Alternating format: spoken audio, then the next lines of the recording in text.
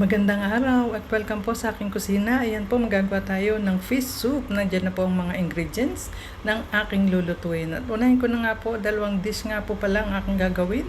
Una, naghiwa na ako ng mga sangkap para sa aking ginisang patatas na may giniling. Sangkap po niyan, nakalagay ni dyan. Ayan, natin na nga pong pinritong bagya.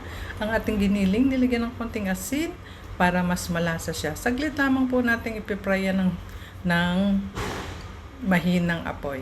Ayan, at sa kabila naman po, nakasalang aking kalan para po sa ating soup. Ayan, inilis ko po muna ang ating pinritong bahagyang patatas, nilagyan ng mantika at ginisa ang sibuyas at bawang. At atin na pong isusunod, hinaan lang konti ang apoy, ang giniling. Ayan, natin pong ibabrown yan at lalagyan ng konting asin muli. At saka lalagyan ko naman po ng soy sauce. Ayan po. Light soy sauce po. Kahit ano pong soy sauce, pwede, at saka oyster sauce. Ayan. Gisa-gisa lang po at inilagay ko na ang aking patatas. At nilagyan ng konting tubig at akin pong tatakpan ito ng maluto ng mga 5 minutes. At ayan, handa naman po ang ating pangalawang lulutuin. Nilagay ko na po sa kumukulong tubig ang luya. Ayan, luto na po at akin na pong ilalagay sa isang lalagyan at tatakpan. Ayan. Napakasimple lamang po ang ating patatas na may giniling. Ayan. At sa kabila naman yan, ang ating isda na may luya, ipiprito at kasama ang gulay na chikwa, Chinese vegetable at ang salted egg. Ayan, naglagay na po ako ng mantika. Sinabay ang luya, iprito ng saglit. At ilalagay ko po yung gulay na chikwa. Ayan.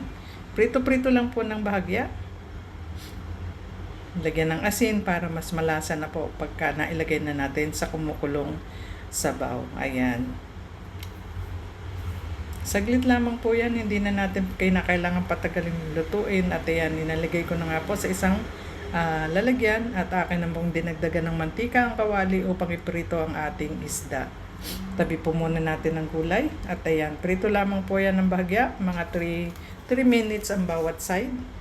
Di bali lang na madikit-dikit siya kasi ipiprito lang yan na bahagya at ilalagay po yan sa kumukulong tubig na may luya. Ayan, ganyan lang po kasimple.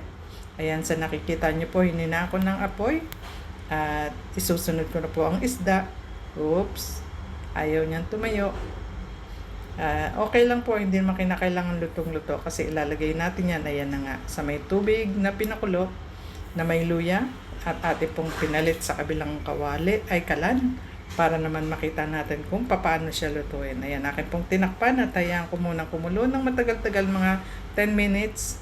At akin po yung bubuksan. Ayan, binaliktad ang isda at tinilagay ang salted eggs na beaten. Ayan, halu-haluin ng konti para hindi po naman malalaki ang itsura ng ating salted egg at sinabay na rin ng ating gulay na chikwa.